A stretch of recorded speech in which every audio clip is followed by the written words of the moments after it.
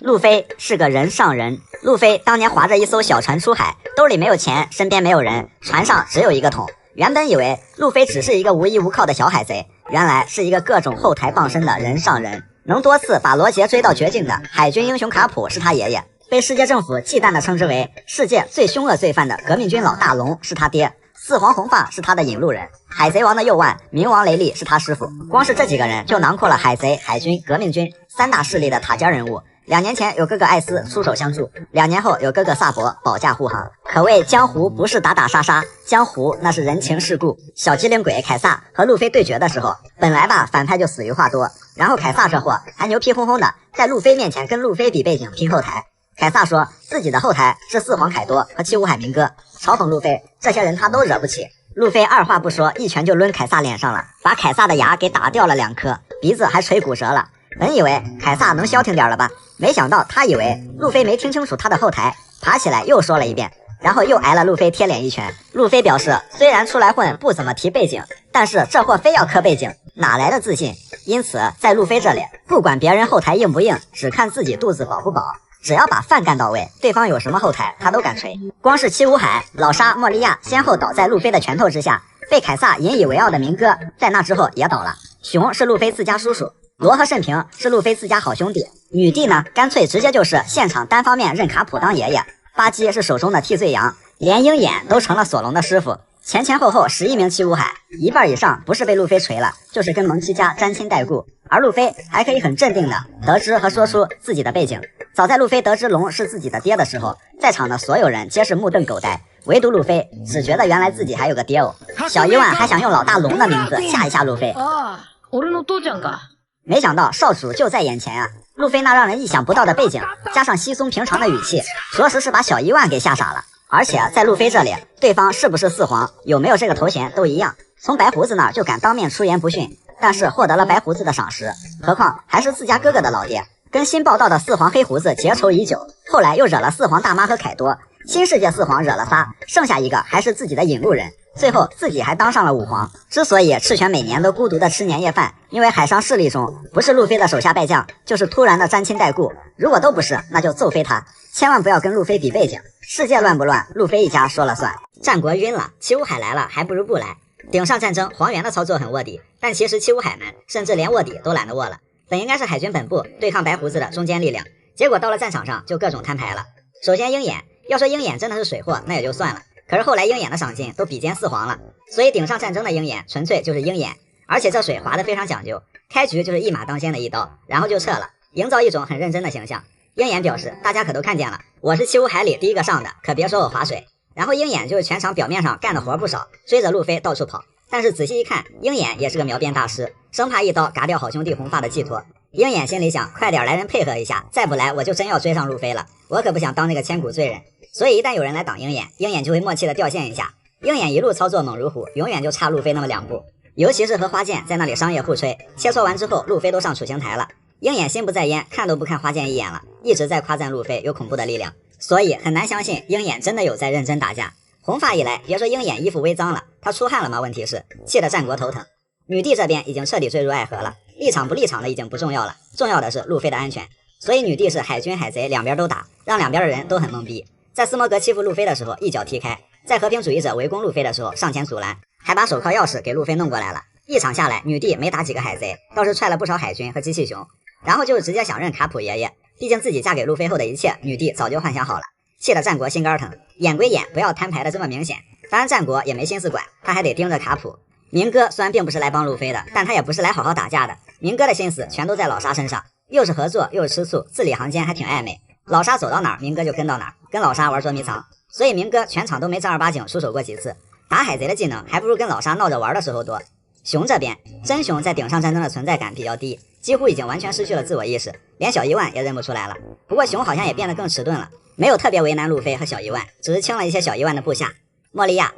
和前几个还不大一样，他是七武海里真的想来好好干活的，毕竟败于路飞还没咽下这口气，准备操作一波，一举打回点面子。结果一通操作，他也成了七武海里最没面子的，被原同事慎平秒杀，气得战国肾疼，世界政府都没眼看了。吴老星想说，莫利亚你是来干啥的？上来就送人头，所以战后还安排明哥除掉莫利亚。莫利亚表示这他妈过分了，还有个黑胡子，当时顶替了老沙的位置，当了七武海。身为七武海，黑胡子并没有如约而至，出现在七武海的阵中，直到临到最后却捅了海军一刀，当场卸任七武海，原地反水。已经一滩烂摊子了，这会儿又来了一伙更难伺候的，气得战国这时候是哪都疼。要说七武海唯一一次猛烈攻击，就对小奥兹的时候，明哥的线、熊的空气炮和莫利亚的迎角刀组成的联击。本来七武海划水就没打多少输出，一大半都打前排奥兹身上了。当然还有两个比较特殊的，老沙和慎平这俩下岗七武海。对于海军来说，他俩自然是全程捣乱。还有两个后来成为七武海的巴基和罗，他俩当时在战场上也帮了路飞大忙，救了路飞的命。所以对于顶上战争的海军方来说，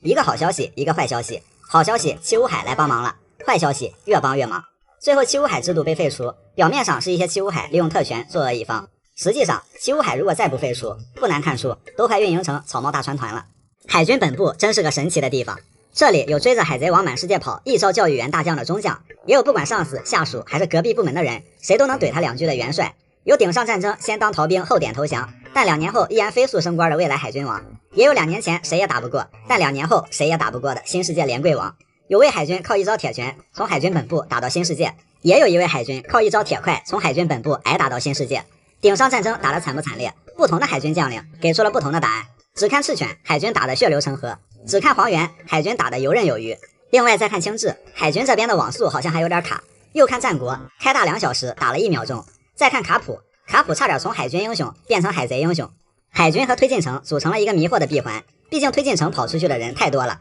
堪称是主线加剧场版 BOSS 供应商，而海军又负责抓回海贼，一加一减等于海军啥也没干。推进城表示，求求你们海军别再抓回来了，真的关不下了。海军表示，求求你们推进城别再让人跑了，真的抓不过来了。在香波地群岛，德雷克马上就要被黄猿一脚开飞的时候，德雷克好像在说，麻烦轻点，其实我是海军，咱自己人。黄猿说，那巧了，我还是要开飞你，因为我是革命军。海军海贼堪比无间道，而且卧底们混出来的地位都不低。维尔哥海军中将，德雷克凌空六子，克拉松明哥亲信更不用说，这帮人天天催老大收网，说自己快扛不住了，因为再不收网，自己都快混成这里的老大了。海军这边出重大任务的时候，经常派一帮老头老太太去，这显然是给了一些勇士可乘之机。个别不法年轻人甚至会嚣张的把船直接靠上去欺负他们。其实海军本部就是职场现状，赤犬就是那个全公司最较真的，在大家都不认真的地方比谁都认真，那赤犬只能被所有人演了。黄猿就是来混工资的，到点下班，并且在各种人情世故中混得游刃有余。青雉也很躺，但躺的方式和黄猿还不大一样，青雉是上一会儿班就翘了，不是去睡觉就是骑自行车去了。藤虎就像是刚进公司个性十足的有志职员，敢跟领导赤犬互喷，连赤犬也拿他没办法。绿牛显然平时嘴上奉承大领导们的好话说的比谁都漂亮，这也许是他升职的原因，因此他连赤犬都不太放在眼里，但是一遇到事儿的时候就整个垮掉。战国就是无官一身轻，当元帅的时候身不由己，退休之后完全换了个人。虽然大多海军将领的正义理念各不相同，但是当他们面对培养了大半个海军本部的责法森 C 的时候，那是无比统一，一个比一个打得猛。赤犬下的令，黄猿动的手，青雉修的坟，责法的3个好学生，还有一帮中将看的戏，只有责法和路飞一个海军一个海贼看对眼了。原来海军本部都是虚假的门徒，只有路飞才是真正的学生。曾经以为七武海是海军的专属打手，但后来很难不怀疑七武海制度到底是在给谁培养打手。原来这个制度如此高瞻远瞩，海军旧将必属精品。老沙顶上战争救了路飞慎平，鹰眼成了索隆的师傅，熊根本就是自家叔叔，罗不仅救了路飞的命，2年后还变成了同盟。女帝为了路飞更是连海军都照踢不误，现场认卡普爷爷。慎平现在直接是草帽团成员，巴基也曾和路飞一起并肩作战。明哥虽然没有那么亲切，不过明哥的操作给彻底废除七武海这事儿添了最后一把火，最终让路飞彻底成为最大赢家。可以说在路飞成王这件事上，海军的间接作用还真是功不可没，毕竟昔日的七武海加起来都能给路飞再组一个草帽大船团了。正义在卡普身上仿佛魔咒一般，别人家的孩子德雷克因为父亲是海军，自己从小也立志想当海军，而卡普苦口婆心打算培养成精英海军的几个孩子，不是海贼就是革命军，好不容易有一个有戏的，还让海贼给抓了。只不过卡普蓄力已久的怨恨让曾经的爱徒之一青雉给挨上了。青雉表示牛逼，顶上战争被孙子一拳打翻，现在却把我海底落下。卡普说那能一样吗？你爷爷可不叫卡普。海贼王里有哪些锦上添花的原创片段？说到原创剧情通常是不咋地，也确实是，就像是给蝙蝠王加戏一拖二路飞索隆，直接弄出来个六皇，现在更是光污染严重。不过以前很多原创剧情还是有东西的，甚至能起到很好的补充作用。384集布鲁克的大奋斗，这一集完全是原创片段，讲的是布鲁克刚加入草帽团的心路历程。刚上船的布鲁克非常想帮助大家，想融入大伙，只可惜老是帮倒忙。这个原创剧情还是很有必要的，因为布鲁克算是比较晚加入的，越晚加入就越比较难适应。再加上布鲁克曾经失去过伙伴，刚刚认识新伙伴，难免有些迷茫和拘谨。不得不说，这个原创还是很细腻、很真实的。但是伙伴们并没有嫌弃布鲁克，反而罗宾跟布鲁克讲了自己以前同样有这种心路历程。路飞更是什么也不在乎，认定你了，你就是伙伴，快来吃饭，大家都在等你。而布鲁克也慢慢找到了自己的定位，用音乐给大家带来放松和快乐，特别温馨的一集。而到了778集，加洛特参观桑尼号，同样是原创片段。这个时候，曾经手忙脚乱的布鲁克，现在已经成了轻车熟路的老管家了，带着兔子参观，很有可能就是有意为之。曾经被老人带的那个新人，现在也成了带新人的那个老人，这种前后对称呼应的感觉就很棒。其实，在羁绊上锦上添花，这还真是动画组的强项。在漫画中，艾斯和路飞他们的相见非常短暂，艾斯上了船，给了路飞生命卡后，说了那句话，很快就走了。而动漫中，从第95集到101集，艾斯跟着草帽一伙冒险了一段时间。在这段时间里，艾斯一直在默默地考察着弟弟的伙伴们，直到离开前把生命卡给了路飞。在这里又郑重地对草帽一伙说出了那句：“有个笨蛋弟弟，做哥哥的很担心啊，你们也拿这家伙没办法吧？不过拜托你们关照我弟弟。”感觉就不一样了。等路飞再看去，艾斯已经消失在了夕阳里，这个夕阳就很传神了。司法岛篇末尾有3集原创剧情，其中318集索隆的家务活闹剧和319集山治与迷之老头的超美味料理都挺好，非要选一个，那就是山治的这一集，讲的是山治遇到了一个隐藏大佬厨子，跟他学习料理秘诀的事情。其实故事无所谓，主要是山治超级温柔真挚的内心情感。因为山治平时给大家做饭看似是职责所在，但山治内心实则有更完美的追求。在这一集中，山治不惜下跪也要请教老大爷用的是什么特别的盐才能让饭菜这么美味，并说道：“季桑，我负责这一伙人的厨房，随时都想让伙伴们吃到最好的料理，拜托了。”山治作为一个顶尖厨子，为了伙伴也在不断学习和成长，这种厨师精神就很值得敬佩。当然，除了这种比较优秀的原创剧情，还有就是一开始觉得拉垮了加戏，后来觉得很巧妙的片段，比如开局在海军基地，索隆给路飞指路的原创片段，说路飞方向走反了，可是索隆明明是个路痴啊。但后来发现，索隆还真的没少遇到给人指路这种事儿。一次在香波利群岛问天龙人要不要问路，一次在德岛大将藤虎向索隆问路，还有顶上战争鹰眼秒胜平的原创片段。因为鹰眼在顶上战争的表现过于划水，实力存疑，以至于让人觉得鹰眼的实力不至于压胜平那么多。尾田都不敢画，动画组是真敢呀。不过后来鹰眼赏金35.9亿，比肩四皇。再看胜平秒莫利亚，鹰眼秒胜平，问题也就不大了。这些时间跨度很长的原创，就觉得动画组这随便加了一笔，弄拙成巧了，还是真的是顶级见闻色，预见未来了。不过动画组平时肯定也会和尾田沟通，即便动画原创尾田不点头，估计也不会乱加。当然海贼王里还有很多以篇章划分的原创剧情，其实大多都一般般，可看可不看。但从106到206集的海军要塞篇还可以，剧情比较紧凑，草帽一伙各自展示自己拿手专业，海贼和海军都不傻，见招拆招，斗智斗勇。还有就是关于梅利号快撑不住了和传精灵的伏笔也在其中，水准比较高。虽然总体来说原创剧情的垮点依然是多于亮点，但有些地方确实也起到了锦上添花的作用，包括漫画节奏本身就比较紧凑，草帽一伙很多日常生活的温馨片段都出自动画原创，只要是不魔改战斗片段，其实原创剧情还是可看的。鬼岛上的百兽海贼团名不虚传，鬼岛补习班想学你就来，名师1对1辅导，学不会不准走。百兽之所以是百兽，这里除了远近闻名的凯老师，还有一大批非常优秀的老师们。首先就是尽职尽责的靳老师，为了等索隆从屋顶上下来上课，硬是在下面保存体力等着索隆来。靳老师一眼就看出了索隆现有的不足，对研磨的掌控力不够，霸气水平还不够顶尖，情感还没有进入状态，所以接下来靳对这方面也是良苦用心。当然靳首先定下了这堂课的基调，战斗中的定式和流派并不重要，最重要的是一颗强烈的求胜心。索隆立刻就领悟到了，撒开手脚的索隆和靳的战斗也很快渐入佳境。在初期，靳的身体素质和冲击力要远高于索隆，不止一次的要把索隆撞下鬼岛，但也是在这期间，索隆用出了空离枪，弥补了空战的不足。当然最让人想哭的是，索隆在舍身救3代鬼彻的时候，马上就要坠岛了，靳直接就是把索隆踢回了岛上，还非常暖心的说了句：“你为了救刀命都不要了。”这句话细细一品，好温柔。而且靳还顺带把河道一文字也踢给了索隆，经典的学不会不准走的名场面。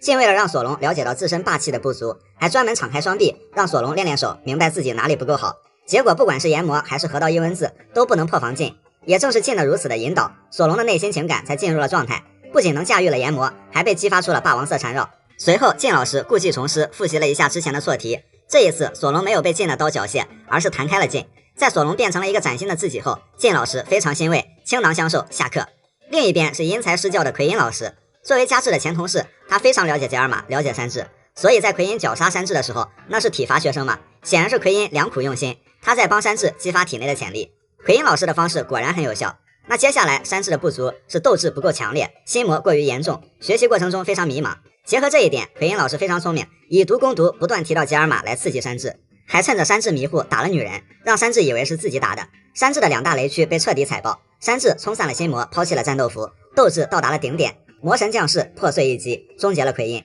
此时奎因的旁白响起，山治，你不用知道这一切，只要你安好，你就只管前进吧。最后倾囊相授，下课。除了这2位，其实凌空六子也有很努力的在教。首先福兹福老师虽然在实力上远不如慎平，但是为了把太阳神妮卡和橡胶果实的过去讲给大家听，福兹福即使手指折断，手腕被掰断，也强撑了下来。当时虽然觉得福兹福老师很啰嗦，都脱堂了，但是现在为他的良苦用心而感动。黑玛利亚老师也是良苦用心，他的课更注重情感教学，为了让山治明白伙伴的意义，逼山治向伙伴求救。玛利亚老师表示，山治，你的老师是奎因，我这边另有安排了。然后又给罗宾和布鲁克放出了足以让他们俩变得脆弱的幻觉，但是罗宾和布鲁克都战胜了心魔，因为他们有了最好的伙伴。玛利亚老师很欣慰，情感是最能激发人的潜能的，一环扣一环的情感升级，没有辜负玛利亚老师的努力。罗宾终于觉醒恶魔形态，倾囊相授，下课。另一边，提木老师的课上的有点费劲，因为提木老师的教学宗旨是不要过分依赖机器，作为真男人，自身的强大才是真的强大。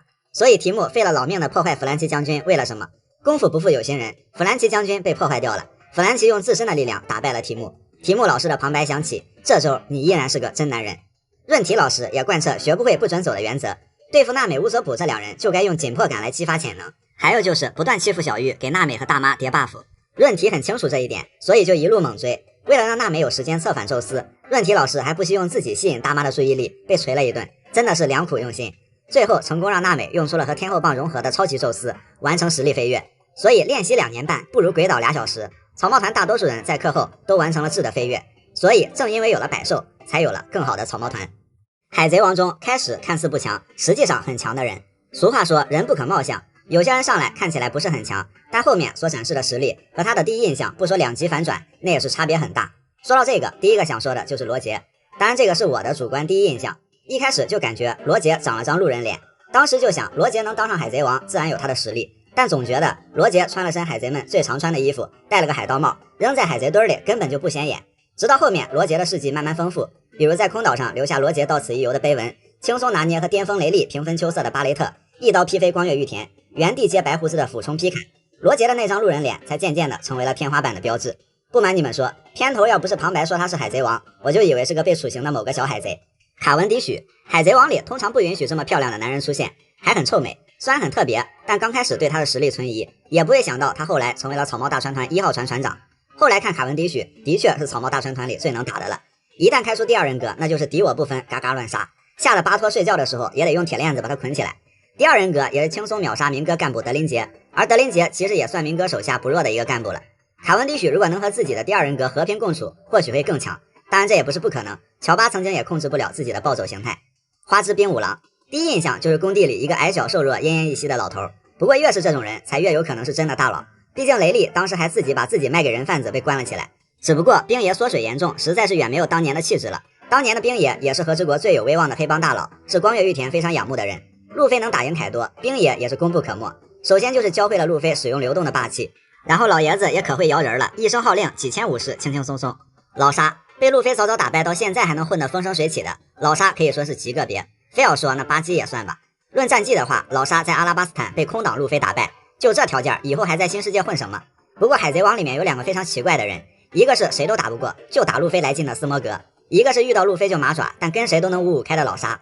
所以老沙就是当你觉得他狼狈的时候，他一句撒西布利达那，突然再给你来一个单臂挡鹰眼拦腰斩赤犬的操作。另外老沙因为吃了登场早的亏，所以强不强还不能全看战绩，老沙的谋略让他事半功倍。高风险高回报的投资案例索隆，忍辱负重，梦想是成为世界第1大剑豪。低风险高回报的投资案例老沙，直接招募世界第1大剑豪，牛不牛逼，惊不惊喜。超新星怪僧，当年的超新星成的成，败的败，目前为止只有怪僧的戏份最少了。怪僧是当时超新星里面赏金最低的一个，1亿0800万，刚刚过线，而且长相怎么说呢，就感觉这货不强。然而他2年前在香波利群岛是唯一一个单挑揍趴和平主义者的超新星，虽然也没有完全打败，但怪僧好像一直都领先其他同学一步。在路飞去蛋糕岛之前，怪僧就打败了大妈的第4将星斯纳格。这哥们儿赏金6亿，随后被大妈除名了将星。然后怪僧在饼干和复仇大军的围堵下还跑了。后来怪僧一直是在空岛养伤修行，感觉他现在应该挺牛批的，不知道什么时候到他登场。其实像这种扮猪吃虎的人不少，路飞这种人畜无害的长相，当时魔古镇酒馆里谁也不会想到这个戴草帽的小子居然值1个亿。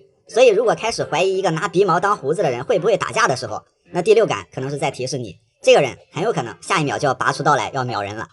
全能音乐家布鲁克啥都会一点。布鲁克在船上担任了一份优雅浪漫的职位，似乎不需要干什么体力活。不过平时布鲁克完全可以帮到任何职位上的伙伴，非常全能。首先是管理经验，草帽团还真不缺跳槽船长，慎平是正儿八经的当过船长，乌索普那个陆地船长也勉强算当过吧，而布鲁克也当过代理船长，当的怎么样先不说，起码平时老不正经认真起来，也有一些带兵经验和管理能力。没这个心，但不代表不会。然后是高频战斗员，布鲁克应该是除了主力几个人之外最能打的了，既有剑术也有果实能力。布鲁克的战绩有输也有赢，不过都很高光，毕竟他的黄泉果实真的蛮厉害的。在和之国没有明显加强的布鲁克，到后面应该还会有更高光的时刻。航海是候补，在去万国的路上，路飞一顿随心所欲咖喱把一船人给干崩溃了，那只能是娜美去做饭，海图就交给了布鲁克来看。娜美起初还怀疑布鲁克会看嘛，布鲁克说没问题，就交给我吧。之后草帽团绕开了监视网，也到达了蛋糕岛，布鲁克还是有一些航海才能的。第二舵手，去蛋糕岛的这一段路，布鲁克不光要看海图，还要掌舵前行，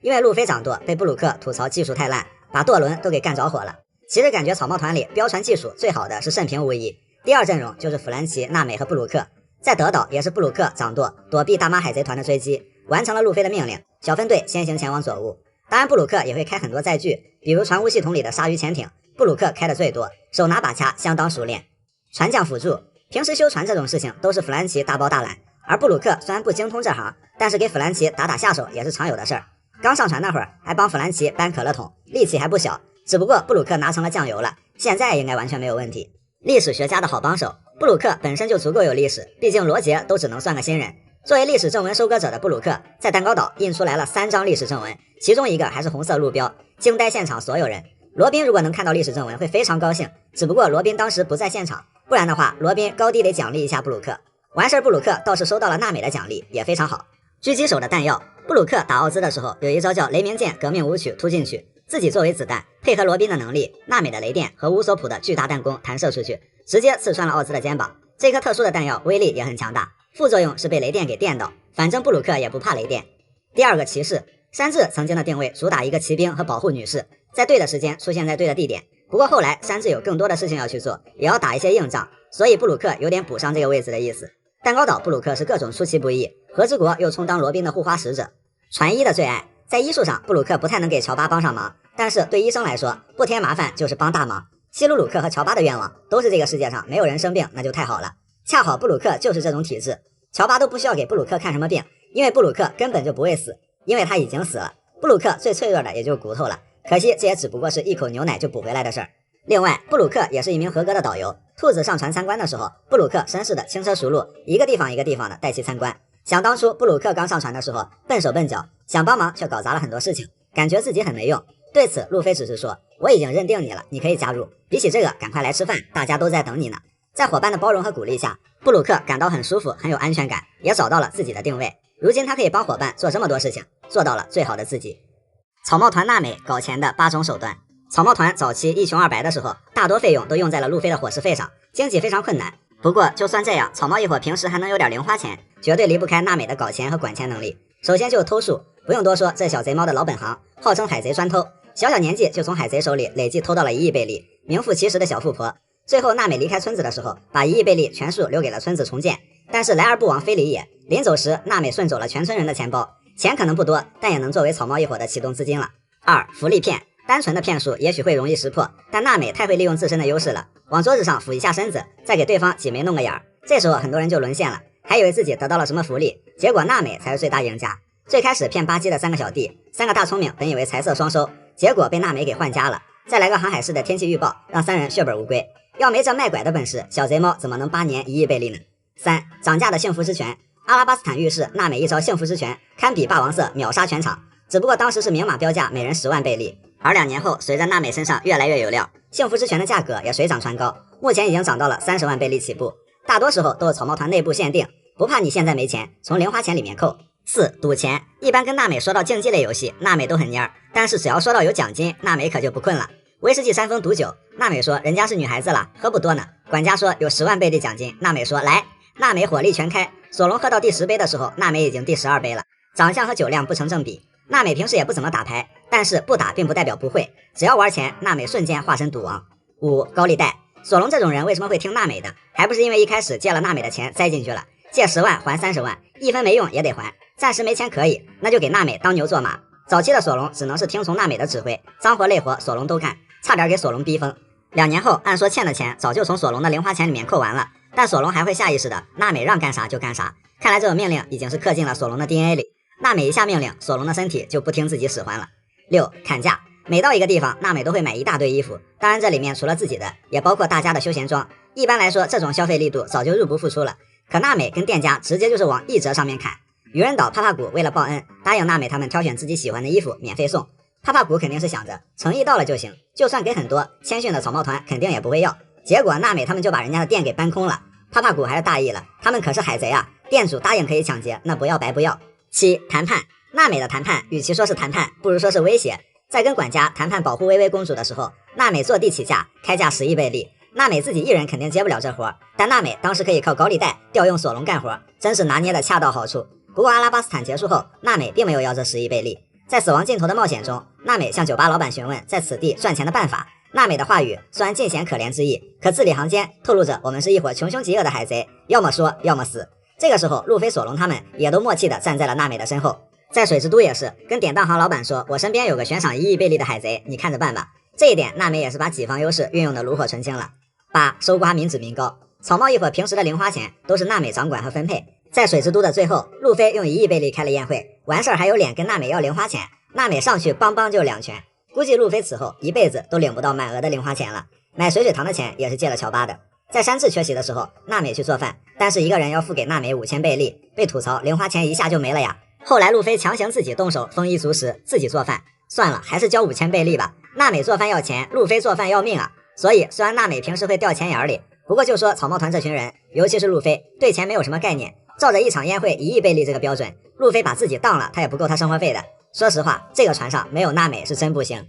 顶上战争比赤犬更崩溃的人。顶上战争，赤犬在一个人打竞技赛，然而比赤犬更挣扎的是，在处刑台上几乎占了全场的战国。战国不仅要运筹帷幄，对抗来势汹汹的白胡子海贼团，还要看住时刻有可能爆发的卡普，还要在人情世故中做的不能太过分，所以也不能怪战国老是挂机了。这个时候挂机反而是最明智的操作。但是战国作为当时的海军元帅，不能不打，可也不能上来就下死手，所以就让3大将先出手把控战场节奏。战国表示接下来大家按剧本来，但事与愿违，黄猿因为太懂人情世故，演得过于明显，看得战国在那心虚的一批；轻质下手没轻没重，演得太极限，看得战国在那心惊胆战。赤犬是一点没看剧本，每次上来就想要路飞的命，看得战国六神无主，那只好先挂机。好不容易战国把赤犬支开去实施离间计了，战场由黄猿和轻质温和的把控。这边刚刚有所缓和，那边主播巴基又开启了直播，直接把战国心态给干崩了。战国离开处刑台去揍巴基，那蠢蠢欲动的卡普谁来看？可不管巴基呢，人家在那儿越播越起劲，成何体统？战国是一点招没有。眼看路飞就要冲上处刑台，自己的老战友直接放海，卡普好像在说：“战国兄，剩下的交给你了，我先撤了。”这下黑锅又甩给了战国。此刻眼睁睁看着路飞上来，战国处在原地站了很久 ，CPU 疯狂运转。战国就想：卡普你个老混蛋，你把我晾这儿，我怎么办？这一拳下去，如果中了，卡普得疯；轻了，一堆人说我打假拳啊。好不容易戏份做足，不偏不倚，不轻不重，老战友的俩孙子成功存活，可算没得罪卡普。卡普没疯，赤犬先疯了，一堆人拦不住，赤犬对艾斯路飞穷追不舍。接着卡普开启队友伤害，朝着赤犬就去了。战国也没心思管别的了，得先跑上去摁住卡普。战国一边给卡普做心理疏导，一边祈求赤犬别再疯了。卡普可算还有些理智，但那边赤犬没疯，白胡子又疯了，一波一波重拳，海军本部直接被强拆。战国那表情就跟见了鬼一样，主要是他的零食还都没搬出来呢。这边 One Piece 是真实存在的，把战国气得够呛。那边黑胡子又来找事儿，黑胡子也不藏着掖着了，直接摊牌。战国说：“你来的可真是时候，憋了一肚子火，没地方撒呢。”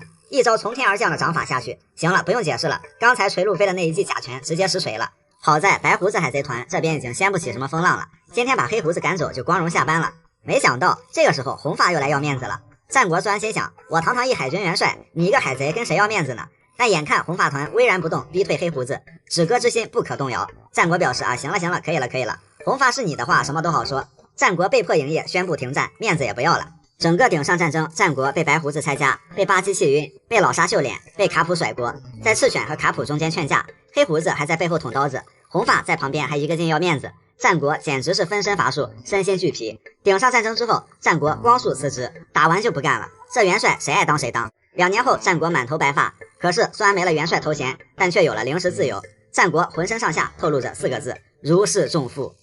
女帝的那些经典装扮，海贼王里的女性角色的日常穿搭，女帝也许不是最清凉的，但却是最特别的。女帝爱穿旗袍，但这并不影响她施展强大的踢技。初登场的这一款很有女王气质，上来一招美楼美楼美楼，天天干风，就把一船海军给解决了。五蜀中将也只能是人不狠站不稳。这款算是女帝的常穿款，包括顶上战争后、2年后以及现在都有出现。期间女帝换过2套居家服，一套是路飞误入女帝浴室后换上的白紫色浴袍，还给了路飞一记稳枪，只可惜魅惑不了路飞这个憨憨。还有就是爱上路飞后那身大红睡衣，这2款的款式都差不多，都是大花领子荷叶袖，外加一条可以是各种颜色的飘带。不过这件大红睡衣经过修改后，2年后穿在了路飞的身上。之后女帝就开始发力展示自己旗袍王的风范。送路飞去推进城的时候，里面是一件黄色旗袍，外面套了一件薄薄的花瓣袖的红色外搭，最外面披了一件带有斑点的披风。乍一看第一个想到的竟然是奶牛，这件奶牛披风2年后也是送给了路飞。女帝身高1.91米，这件披风穿在路飞身上相当不合适，最后也是在战乱中被遗落在了香波地群岛。顶上战争时，女帝穿了一件紫色的旗袍，那种大开叉的设计倒也非常适合女帝施展踢技，大开大合之间有一种隐约之美，曾用一招飘逸的方向脚踢爆了和平主义者的头。衣服上印满了9蛇海贼团的标志，也是相当经典的一套婚纱礼服。虽然很漂亮吧，可这套衣服只存在于女帝的幻想当中。在这个基础上还有衍生款，就是戴着头纱穿着礼服的女帝，还套了个围裙给路飞做饭送吃的。在 3DLY 里，女帝也穿了一件紫色旗袍，但是和顶上战争中的不一样，这一件只有裙摆上有一个大大的 logo， 扣子则是特别的蝴蝶结造型。女帝小的时候穿的非常有亚马逊百合的特色，一件露肩的上衣，外加亚马逊百合特色的裙子，还有长袜加靴子。这个风格现在那里也有人这样穿，比如玛格丽特。小时候的女帝还是蛮卡哇伊的。特别款战斗服，这个目前是只出现在剧场版和原创剧集里的一套，黑色调为主，鲜艳色调点缀，款式上基本上是沿袭了女帝初登场的那套，但布料好像是稍微增加了一些。女帝就是穿着这套衣服施展了威力强大的大方向脚，为了路飞而去单挑巴雷特。女帝的这些经典穿搭，你最喜欢哪一款呢？感觉初登场的那款和紫色旗袍的是最经典的，尤其是紫色旗袍的时候保护路飞，女友力爆棚有没有？只要路飞伤到位，女帝4皇干到废。草帽团穿过的那些好看团服，草帽一伙每个人的穿着都各有特色，山治的西装，索隆的战袍，娜美的泳衣，这些主打风格几乎不变之外，有时候一个团队就要整整齐齐，衍生出了各式各样的团服。首先是阿拉巴斯坦迪拜王子系列，剧情中这是草帽团第一次穿起款式相同的衣服，当时是出于乔装和当地气候的原因。这套团服的特点虽然说是头顶一块布，全球我最富，可是当时草帽团穷的也就剩这身衣服了，路飞都饿得吃拖鞋了。这套衣服是由山治统一购买，而山治也是夹带了私活，专门给娜美微微买了舞娘清凉款，馋的山治心花怒放的。微微有点不好意思，娜美则是很喜欢。按照娜美后来跟警卫们的解释，这叫做时尚。山治还说，相比之下，索隆和乌索普倒是很像2个贼。不过其实索隆山治穿起来还是挺好看的，毕竟他俩一直是衣服架子的存在。之后一伙人穿行沙漠，娜美微微和大家一样套了一件长袍。水之都卡雷拉文化衫系列，草帽一伙打完司法岛后，在水之都休整开宴会时换上了一套休闲装，由冰山老板提供，上面印着卡雷拉公司的 logo， 虽然看起来平平无奇，但也是各有特色。比如娜美穿的是玳瑁连体卫衣裙，山治选择的是一件骚粉衬衫打了个领带，乌索普当时好像也是穿的这套团服，只是外面套了个背带裤给挡住了，跟他当时的心境倒也是无比吻合。和之国和服系列，在和之国警卫们给大家分配了任务，暗中集结起义军。首先呢就是乔装打扮，除了路飞是在寿喜烧那里换的，其他伙伴的服装应该全都是由警卫们提供。既然娜美曾经说产奶带是时尚，那警卫们也扯皮说和之国忍者本来就这样的，让娜美春光外泄，扬眉吐气的占了一把便宜。鬼岛维京海盗系列，为了打入敌营，这套衣服依然是由小锦服装店提供，娜美罗宾依旧保持性感，兔子穿上也好看。就是索隆嘛，头上突然多了2个角的情况下，高冷中带着一股傻不愣登的可爱，没多久就换回了战袍，还是这样更好看。贝加朋克未来系列，草帽一伙未来岛冒险的最新套装，款式和贝加朋克分身们穿的差不多，不过和别人画风不一样的盛平老大看起来倒是来像度假的，气质秒变憨憨。当然来度假的还不止盛平，还有山治。这套衣服尤其是靴子看起来很笨重，不过据波妮和娜美说，这衣服反而是很轻盈的。娜美和罗宾一如既往的好看。没错，尾田是懂未来服饰的。然后山治吐槽弗兰奇，你穿什么都像变态，也是一如既往的夸到弗兰奇的心坎里去了。不过弗兰奇这次居然穿裤子了，真的很震惊。西装暴徒系列，草帽团最特别的一款团服，一整个黑帮砸场子的气势，当时就是把金狮子给镇住了。路飞披着大衣在迷雾中缓步入场，其他船员在两侧待命。这个镜头至今也是路飞最帅镜头之一。海贼王体验装系列，最接近王团气质的一套团服，整体是红色调，斗志看起来非常高昂。果然是人靠衣装，马靠鞍。草帽一伙平时变装的时候，的确不像一伙海贼，但是换上这一套衣服后，登上世界之巅的大海贼的那味儿一下就上来了。和这一套相似的，还有德岛片头的那一套，也是有王团的气质。相比之下，这一套更加华贵，很像是拿到大秘宝后，一伙人摇身一变成了贵族海贼的样子。白色晚礼服系列，卸掉海贼和黑帮的气质，草帽一伙更有不曾见过的各种面貌。他们从海贼变回了大少爷、大小姐，浑身上下的尊贵，黄金城赌场里最靓丽的一群仔。路飞的热带衫加西服，索隆的夜行衣混搭西装，山治的潇洒式穿搭，娜美罗宾的稳定发力。论造型，这帮人还没输过谁。然后是黑色夜行衣系列，帅气的运镜再来一遍。剧场版的一大特色就是草帽团永远走在时尚的最前沿，主线里穿不上的衣服，在这里通通换一遍。娜美一如既往的是穿的最凉爽的，只穿下半身，上衣系在了腰上，露出泳衣，给单调的夜行衣增添了几分血脉奋张的张力。娜美是懂穿搭的。摇滚朋克系列，Red 剧场版里的草帽战斗服以黑色调为主，装扮上都有铆钉设计，虽然风格大致相同，不过娜美的更前卫，山治更像中世纪骑士，慎平像个黑帮大哥，弗兰奇的莫西干更加叛逆加变态，各有特色。而且仔细看的话，索隆穿的和劲相似的衣服，慎平留着和奎因相似的发型，路飞戴着和大妈相似的帽子，凯妈同盟直呼 OK， 草帽团是懂杀人诛心的。除了这些款式颜色一致的团服，草帽团还有一些好看的衣服，比如每次剧场版开头他们都在度假，那种度假休闲装看起来也很顺眼。虽然不是传统意义上的团服，但他们几个凑到一起就感觉很搭，是草帽团的穿衣风格了。此外还有三两人的小众特色团服，比如德岛警卫们给路飞索隆搞的玩偶服，路飞是一条红色的鱼，索隆是一只白猫，看起来又傻又可爱。还有和之国的和风武士系列，他们的头盔的角进行了细节魔改，布鲁克是弯曲的骨头形状，路飞的是独角仙的角，乔巴的就是鹿角，弗兰奇把角扭转了一些角度，变成了一个月亮，也许是衬托他的星星标志吧。好吧，连这都有个人风格。还有海军超新星片的海军制服系列，卡普要是看见了，老爷子笑得嘴都合不拢了。还有蛋糕岛片，路飞、娜美、布鲁克、乔巴、佩德罗、加洛特身上那套很有异域特色的礼服。以上就是这伙人穿过的还挺好看的团服了。总之，草帽团在穿搭上从来没有让人失望过。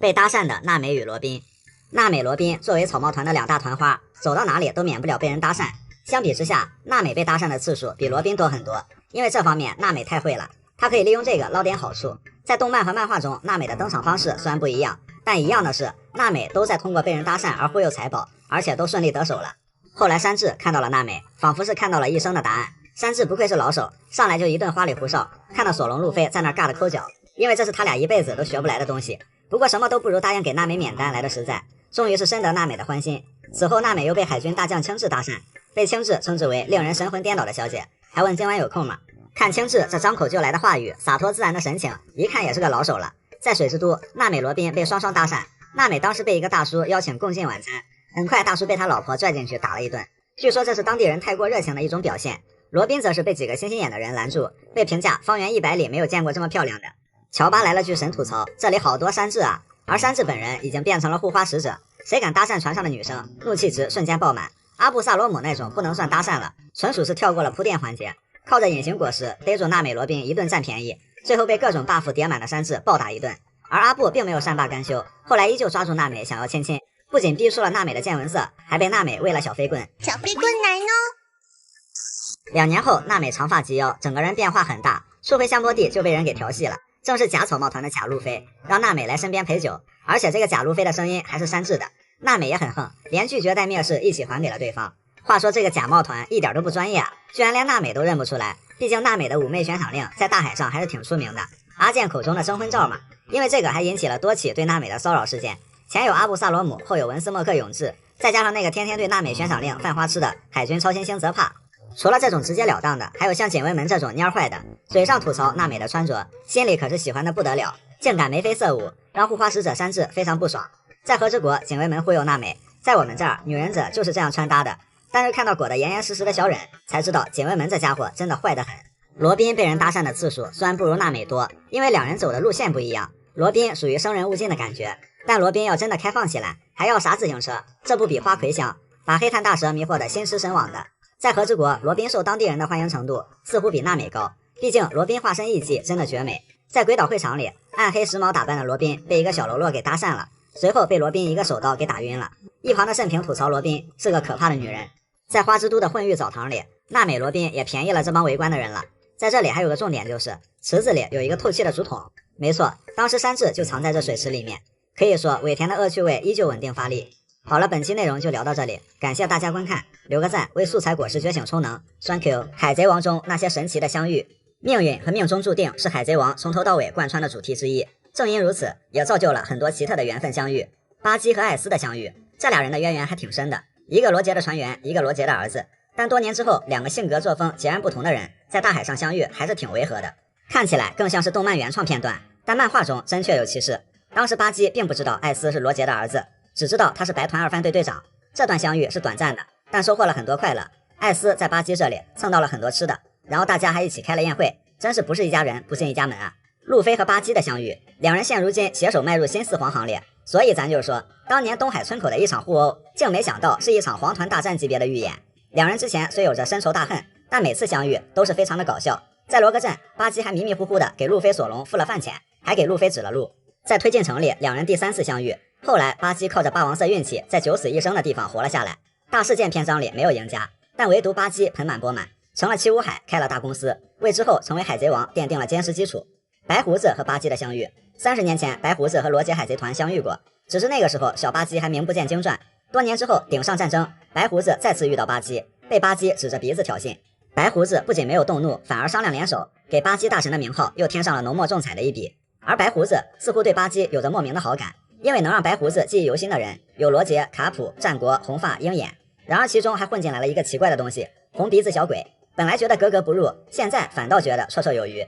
巴基和红发的重逢，罗杰时代落幕后，两人分道扬镳。顶上战争，巴基看到了多年未见的红发，一激动直接4分5裂了，千言万语都汇成了一句香克斯。红发也惊讶巴基为什么会在这里，因为这不是巴基该待的地方。不过两人的交谈还是一如既往的融洽。巴基翻了翻旧账，说要跟红发干一架。一场顶上战争，巴基躲过了3大将的围堵，凶了2位四皇，交下了一未来海贼王，通过直播收获万千迷弟。不过红发这个大忽悠，还是利用藏宝图的噱头，把巴基给拿捏了，让巴基将草帽交还给了路飞。巴基和老沙鹰眼的相遇，有些相遇当时可能感觉不痛不痒，但若干年以后回头一看，才感觉缘分的奇妙。巴基第一次和老沙鹰眼有交集，应该是罗杰处刑的时候，但当时老沙鹰眼可能已经是七武海了，而巴基只是一个小弟，他俩当时肯定看不上巴基的。多年后，巴基在推进城门口阴差阳错的率领老沙去抢海军的军舰，在顶上战争的战场上，把世界第一大剑豪稳稳拿捏，让鹰眼有点懵逼，被一旁的小弟追捧为能和这些大佬平起平坐的神。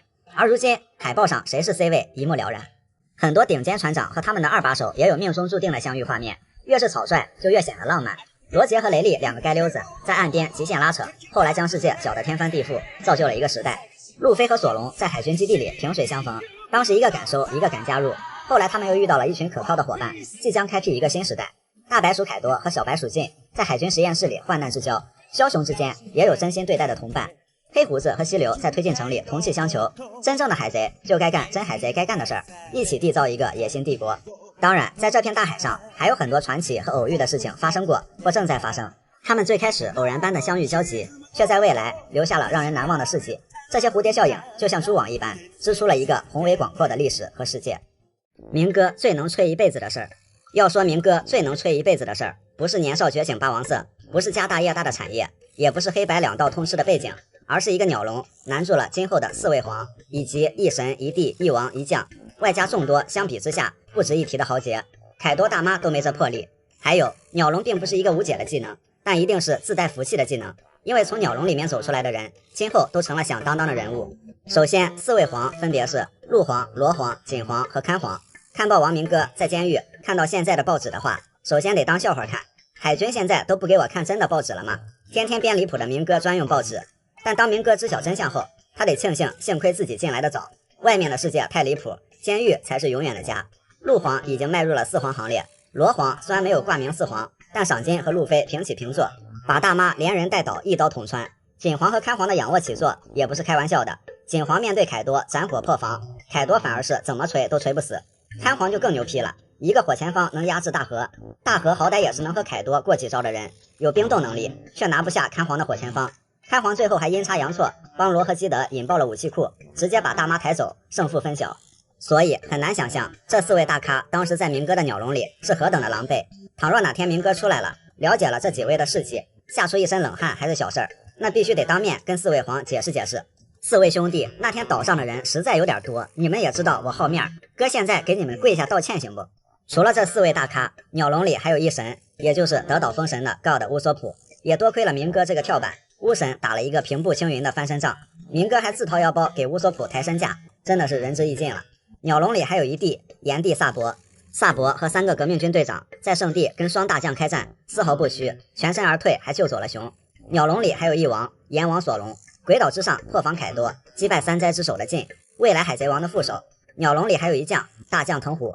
虽然这些人一个比一个能打，但是当时无关实力，每个人都有不能对明哥动手的理由，能打明哥的只有路飞和罗，所以其他人只能去推鸟笼。即便有这么多人在推，但也只能延缓鸟笼的收缩速度，这真的是明哥能吹一辈子的事了。明哥表示，看吧，现如今能搅动大海风云的大人物，大多都是在鸟笼里面待过的吧。除了以上这些人，鸟笼里还有烧了红发海贼旗，现在正被红发上门送温暖的巴托洛米奥，草帽大船团的一帮人，还有来参加竞技抢夺烧烧果实的各路豪杰，可谓高朋满座。明哥这一网下去，表面上确实捞了不少大鱼，可这鸟笼无异于是自杀式的下策技能。鸟笼的弱点也很致命，会把岛内所有的高手往自己身边聚集，即使路飞无法打败明哥，藤虎萨博最后一样会出手让明哥凉凉，简单粗暴的把明哥本人打败，比什么花里胡哨的都管用。鸟笼虐虐菜还挺好用，真想着关注4皇大将什么的就算了，当然像是自然系的元素化和罗的转换都可以逃脱鸟笼，办法也有很多。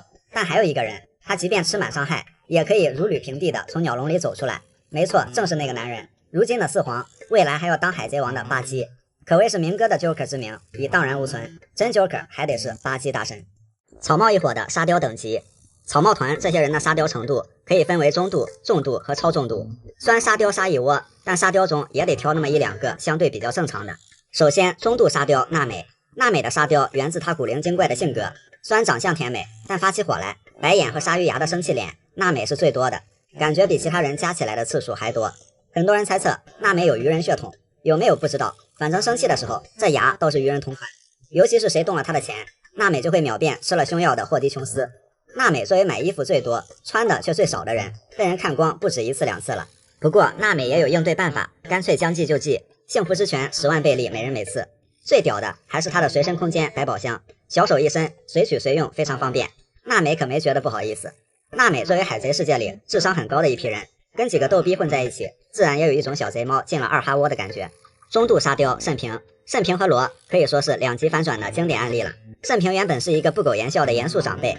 跟着路飞混了后，就开始逐渐解放天性，发现慎平老大还挺憨厚呆萌的，这个倒是草帽团里没有的气质。2年后一见到路飞，表情管理也被带崩了。然后就是逐渐刷新自己的认知，学会了草帽团的传统技艺，打打闹闹误伤队友，充当捧哏背后吐槽，没见过世面的震惊气氛组等等等等，也是让伙伴们的各种奇葩操作整得没脾气。虽然现在慎平大多时候还是很正经的，不过慎平的沙雕程度还未就此停滞，毕竟看看罗就知道了。然后是重度沙雕，高冷剑士索隆和绅士厨子山治，这俩人跟着路飞时间比较久，那种气质早已是深入骨髓。除了索隆带着指南鸟都能迷回原点，山治长着一张悬赏令跟他有仇的脸，这些传统技艺外，这俩人居然情不自禁的会参与巨型大皇帝的沙雕合体，还有其他的太多了，动不动就交流感情，也是日常生活中必不可少的娱乐活动。重度沙雕乔巴，单纯的乔巴原本只能用可爱来形容，但也正是因为乔巴单纯，还又菜又爱玩，也逐渐被带坏了。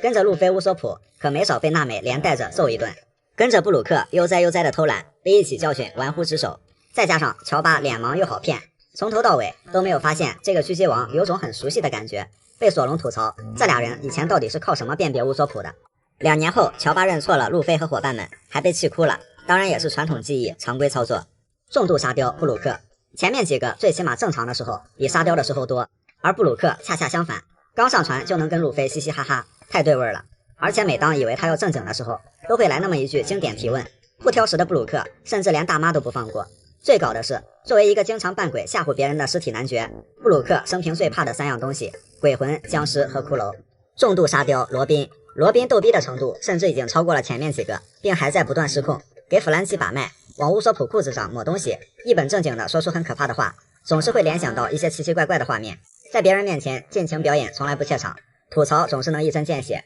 并且对于厌恶的生物总是能不厌其烦的吐槽，但对于自己喜欢的生物也能不厌其烦的夸赞其卡哇伊，并目不转睛。到现在罗宾的颜值也崩过了，还接连崩了2次。罗宾这一路的变化轨迹清晰可见，从神秘的鬼魅女到后来温柔的搞笑女，再到现在的完整体沙雕女，罗宾的可爱是独树一帜的存在。然后是超重度沙雕路飞、乌索普、弗兰奇这仨，他们3个在沙雕领域从来没让人失望过。路飞和乌索普作为死党，在船上活跃气氛、追逐打闹的始作俑者，绝对少不了他俩。而且2人的模仿能力出众，船上的伙伴几乎都被他俩模仿了一个遍。弗兰奇呢，年龄上虽然比路飞、乌索普年长10多岁，属于大哥级别，但好在弗兰奇是个变态，他的整活能力不输小年轻们，而且这个2B 程度往往和有多少沙雕技能是成正比的。弗兰奇这边有弗兰奇人马、弗兰奇无敌、弗兰奇乳头灯、弗兰奇风来喷射等等一系列颠覆生理观念的变态技能。乌索普这边有纸糊的吓人铁锤，用指甲挠黑板的乌索普噪音，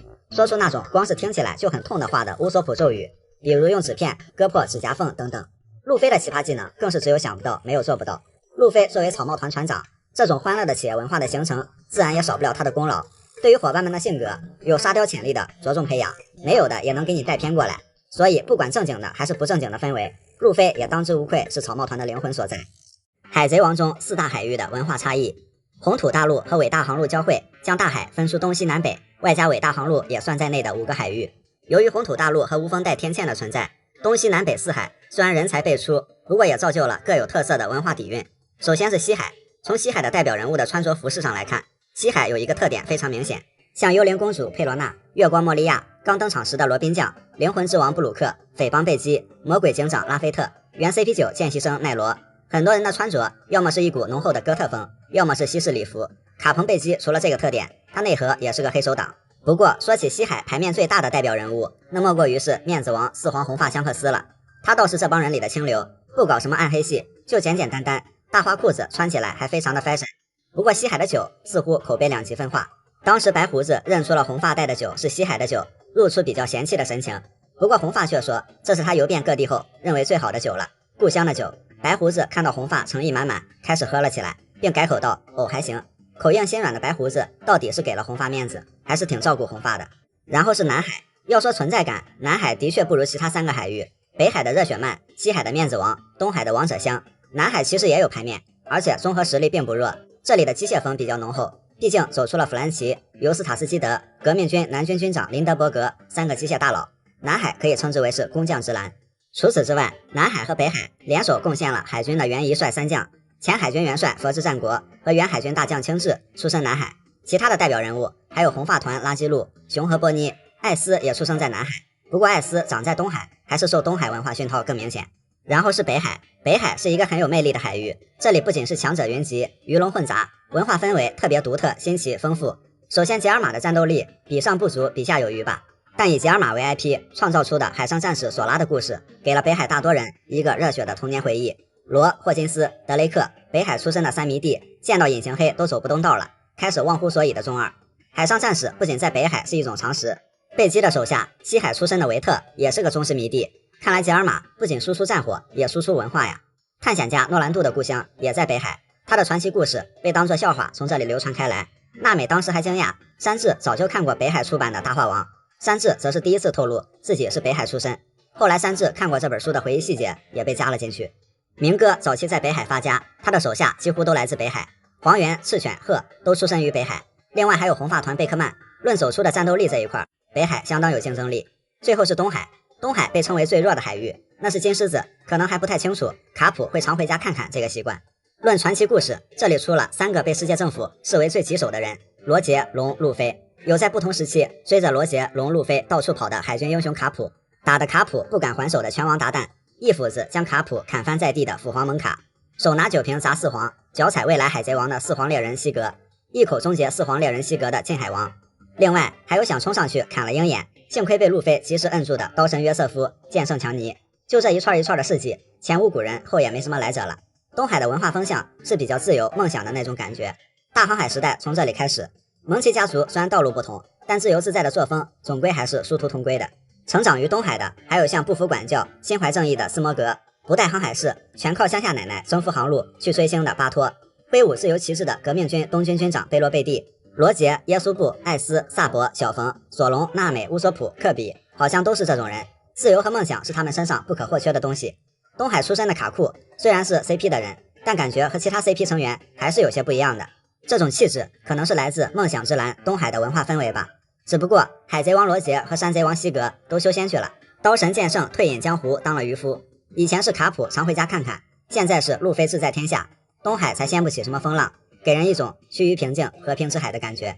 梅利号上的每一个房间，梅利号的空间布局可以分为6个房间，一个瞭望塔，一片橘子园，一个路飞特等席，外加前后甲板和中央甲板。这是梅利号构造图的切面。首先最底层是男生女生的卧室，男生人数较多，所以他们的房间相对大一些。路飞他们平时全员睡吊床，当然沙发和其他地方也是可以睡的，不过他们的睡姿总是充满创造性，条件谈不上舒服，但他们不在乎这些。还记得罗宾刚上船那会儿叫醒大家起来看流星雨，也是非常温馨的画面。男生房间里的东西不多，两侧有沙发，一张小桌子，其他的就是衣柜、水桶和酒桶，还有堆放的自己要洗的衣服和洗浴用具。哦对，这块地毯上也是可以睡觉的，索隆和山治就一起共枕过嘛。梅利号的主桅杆直穿男生房间，上面有扶手，所以可以直接爬到中央甲板上去。然后男生隔壁是女生房间，原本是为可雅小姐设计的，赠予草帽团后，一开始除了是娜美的专属房间，微微中途住过，路飞他们照顾娜美的时候也暂住过一晚，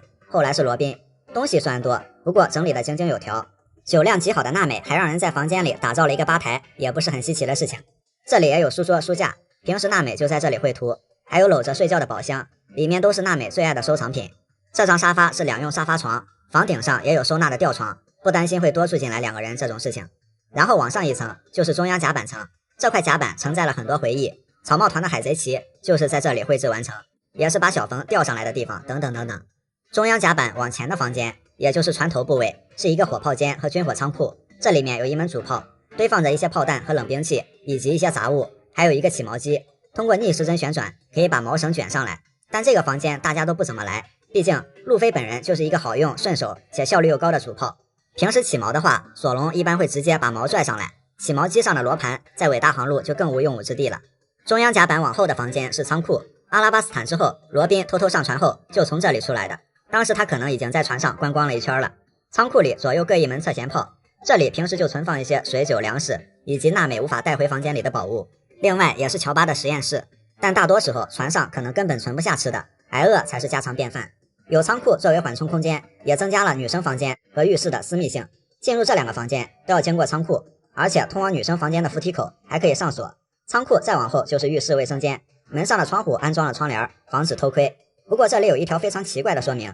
说这里虽然是卫生间，但男生们好像都不会在这里上厕所，所以路飞他们把货卸到哪儿了不言而喻。中央甲板的楼梯下有脚踏车式的集水装置，不仅可以从船底汲取海水，还可以人力发电，本来有2个，但被路飞用了一次就坏了一个。通过中央甲板的2侧楼梯往上走，就是休闲室和高处的前后甲板。前甲板这里，当初东海5人组就是在这里起事，后来路飞在这里当着狙击王的面问乌索普去哪儿了。后甲板这里有船上的第4门火炮，另外草帽团曾经在阿拉巴斯坦海域遇到过一只海猫，被饿了好几天的陆索山当初在这里要大开杀戒，在这里他们和薇薇告别，为了不让海军抓到薇薇是海贼伙伴的把柄，他们一言不发，却纷纷亮出伙伴标记。这一层还有最重要的休闲室，在仓库的正上方，也是会议室、厨房、操作室、乌索普工厂等多功能于一体的房间，也是草帽团主要的集体互动空间。罗宾第一次偷上梅利号的时候，就坐在了休闲室门外的围栏上，把路飞的草帽拿过来戴在了自己头上。当时梅利号还没有山治梦寐以求的带锁冰箱，所以他会在冰箱附近放置老鼠夹，不防男不防女，只防某位有缘人。冰箱旁边是酒柜，那边门的一旁就是微型开放式厨房，索隆山治曾在这里一起洗盘子。梅利号是用操作棒控制船尾的舵板调整方向，索隆尝试过独自驾驶，出门把海军的军舰给刮了。休闲室的房顶是娜美从姐姐橘子园里移植来的3棵橘子树，换了桑尼号之后，这片橘园也被移植了过去。然后是梅利号的羊头，路飞的特等席，刚进伟大航路就撞了拉布断了，把路飞气得不行，不管路飞在哪儿，他都要有自己的特等席，是路飞的一种情有独钟吧。桑尼号被称为梦想之船，它可以载着一伙人驶向最终之岛，而梅利号也是一艘梦想之船，它承载着一伙人的梦想，开进伟大航路，到达一个又一个岛屿，上到万米空岛，完成了梦想之约。他独自航行到司法岛，将伙伴们接回来，送向他们人生的下一关。总之，这艘船上留下了太多的故事。虽然他已经完成了自己的使命，不过在桑尼号的船坞系统中，有着一艘迷你梅利号，将继续陪伴伙伴们完成最终的冒险，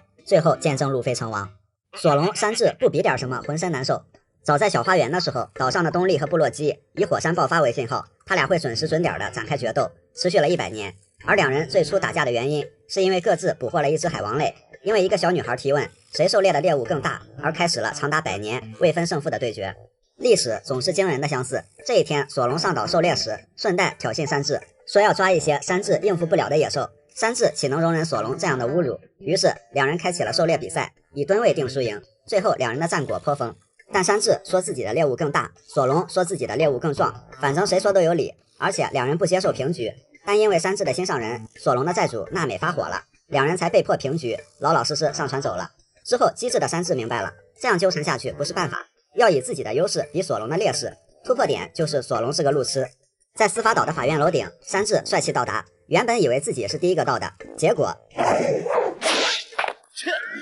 間違いなく一番乗り。さあロビンちゃんお待ちかね、俺が助けに。もうマリモ、てめえなぜ俺より先に。なあお前遅かったな。迷ってたのか。どこです増えたんだてめえ。被索隆嘲讽你好慢，迷路了吧？山治属实被气笑了。实际上，索隆凭正常走路确实没办法赶超山治，但他压根就没正常走路，走了一半，直接一招龙卷风把上面全部打穿了。毕竟索隆上下还是分的，还顺带把娜美他们一起送上来了。之后，聪慧的索隆也明白了，用自己的劣势赢了别人的优势，岂不是杀人诛心吗？于是2年后，第一个到达签到地点的索隆对山治开启了无尽的嘲讽。索隆总会有一些奇特的方式来弥补自己的劣势，比如这一次就是佩罗娜领他来的。但不管怎么样，索隆给山治起了一个很应景的外号——娜娜榜7号，这可是把山治一顿好气。索隆后来砍伤凯多，他都不会炫耀，但是2年后第一个到的索隆当时可是无比自豪。显然，这对索隆来说是最能吹一辈子的事情。在渔人岛，大家相继展示2年修炼的成果，索隆、山治依旧互卷。这回不是比猎物大小，也不是比谁第一个到，而是比一个人能打多少个。2个人谁也不服谁。慎平当时还疑惑，他俩打了鸡血一样，到底在比什么？在左屋的时候，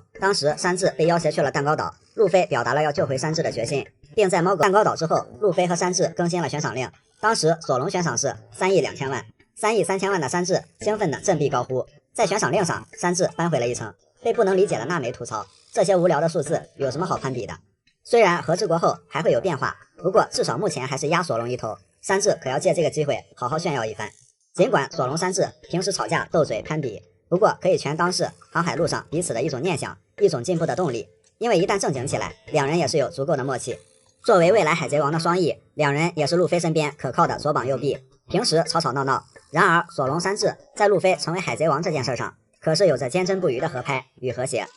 把路飞介绍给全世界的那些人。这一路上，路飞声名鹊起，赏金提高，主要是靠自己做出来的。不过额外的也少不了路飞的形象宣传大使们，致力于将路飞介绍给全世界。首先就是艾斯，在艾斯早期的冒险中，他闯入鬼岛，和大河不打不相识，成为了要好的朋友。艾斯兴奋地向大河介绍起3年后要出海的弟弟路飞。在艾斯这里，从他的语气中，那已经不是在介绍路飞了，而是自豪地在向全世界炫耀自己的弟弟路飞。他也坚信路飞一定能成为一个強大的海贼。きっと強大な存在になる。君の話、何回弟が出てくるんだ？何回でも聞けいいだろうが。こんなやったらやめろ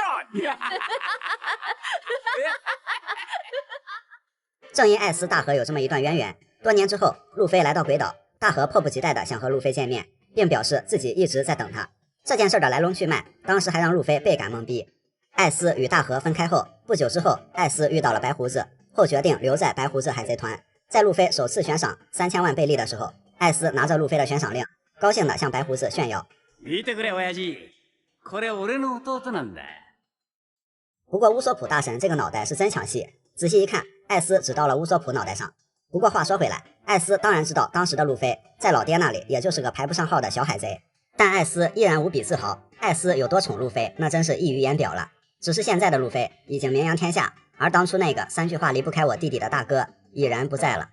巴托洛米奥作为路飞的小迷弟，巴托宣传路飞的方式就无比喜感了。他们的前进路飞前辈号整合了草帽团的一些标志性元素。巴托俱乐部的2号人物是个传教士，他们要传播的教派就叫路飞前辈教。德雷斯罗萨之后，巴托一伙人来到了四皇红发地盘上的一座城镇。征服城镇后，一整个海贼团就干起了推销，只为了让大家人手一个路飞形象的胸章，然后在这里还把红发的海贼旗给烧了。这算是帮红发连海贼旗也给堵在新时代上了，并举起了草帽海贼团的标志。这一波操作真是让巴托给干绝了。不知道红发来视察后，看到自己地盘上的海贼旗被烧了，这里的人都佩戴着路飞的徽章后会是什么反应？科比作为路飞的另一个小迷弟，因为立场原因，他不能像巴托那样大张旗鼓，但也是私下里疯狂向队友安利路飞。比如海军卧底德雷克，在凯多阵营里面露出马脚走投无路的时候，突然想起科比小弟跟自己灌输的信仰，有困难找路飞。打进来的路飞和冲出来的德雷克刚打了一个照面，德雷克就请求加入，请求入坑。お前たちと共に戦わせてくれ！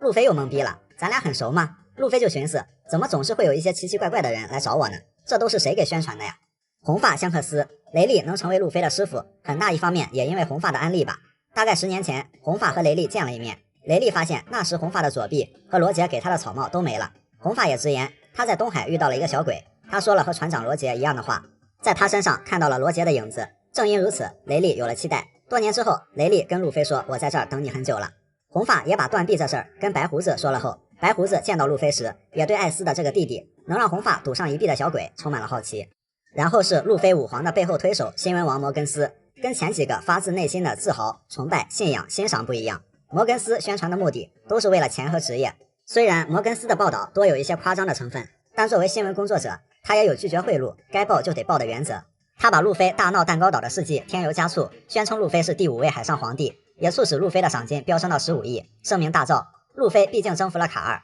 ，15亿赏金倒没什么，但当时路飞跟4皇的差距还很大，所以5皇推手摩根斯也被称为最强陆吹。另外，路飞的形象能一步步的让四海皆知，还得多亏了海军不断更新发布的悬赏令。而且路飞每次的悬赏令照片都是活泼开朗，充满正能量，亲和的完全不像个海贼，是最直白的性格介绍。所以一直以来，海军才堪称是路飞最牛批的形象宣传大使。路飞不讨厌的敌人，路飞的性格往往是要打就打，对事儿不对人，不会以别人的立场判断人的本质。但路飞也不是烂好人，像陆琪、赤犬这种死追不放还很极端的正义，夺他伙伴杀他亲人的对手，路飞也是会记恨的。不过一个人本身的正直，路飞却可以与之共情。第一，原大将泽法，泽法因为对海军绝望，对海贼痛恨，走向了一条极端的道路，他要毁掉新世界，还夺走了路飞的草帽，妥妥的路飞的死敌。虽然青雉透露了一些内幕给草帽一伙，但路飞表示他做他的，我干我的，草帽必须还我，海贼王我必须当。泽法和路飞最后来了一次信念的对决，路飞最终拿回草帽，开心的笑了笑，泽法也打痛快了，重新审视了路飞，两人之间没有任何仇恨。泽法本质上并不坏，也不极端，他明白了路飞只是想要自由和梦想，是个好孩子。泽法让路飞继续去冒险，自己对抗大批海军，为自己的信念做一个了断。路飞不仅一口一个亲切的大叔喊着，远去的路飞久久望着泽法的方向，这已经不仅是不讨厌了，更多的是尊重。第二，大将藤虎，路飞和藤虎第一次相遇在德岛赌场，那时候路飞不知道眼前这大叔是海军大将，但藤虎知道这是草帽一伙，还知道路飞是个好孩子。后面路飞的所作所为，藤虎虽然看不到眼里，但都记在心里。路飞算是帮政府收拾了个烂摊子，以至于最后藤虎去抓路飞也是各种忍不住放海。路飞看藤虎双目失明，行动不便，出于堂堂正正，什么我要放技能了，我要揍扁你了，都要事先提醒藤虎，还直言并不讨厌大叔你，搞得藤虎既无语又想笑。最后放走草帽一伙，还很遗憾不能看看路飞的样子，想必一定是一张善良的脸吧。第三，G5中将斯摩格，路飞和斯摩格从死敌到队友，与其说斯摩格经常站在路飞这一边，不如说斯摩格始终站在正义这一边。尤其是阿拉巴斯坦，路飞也是对斯摩格说出了我并不讨厌你啊这种话，完了还在那儿给的笑，斯摩格也是很无语。第四，原大将青雉，路飞遇到的第一个海军大将。青雉当海军的时候，他对路飞手下留情多少次了，路飞那是亲身体会。虽然没有对青雉说过我不讨厌你什么的，不过青雉应该也属于路飞不反感的原海军。路飞不讨厌的海军还挺多的，再比如科比、贝鲁梅伯，路飞科比之间还有一个大将之约。总而言之，感觉除了赤犬就没有让路飞特别膈应的海军。第五，老沙，起初老沙和路飞打到各自急眼，但只能说缘妙不可言。老沙从一个要路飞命的人变成路飞的救命恩人，路飞不至于多喜欢老沙吧，但对路飞个人而言，他没有理由再讨厌老沙了。而且正所谓老沙出品必属精品。Mr. One、小冯、三哥、罗宾开始都是老沙的人，但他们本质都不坏。后来因为各种原因都帮助过路飞，更是好多次救了路飞的命。罗宾还成了路飞的伙伴。一开始立场不同不重要，缘分到了挡也挡不住，这个比什么都重要。老沙可以说也是路飞的恩人之一。第六，卡塔库利。卡二从对路飞不屑到认真对待战斗，再到自废一颗腰子和路飞公平对决，卡二是个可敬的对手，他也慢慢认可了路飞，直到最后两人依旧有继续战斗下去的余力，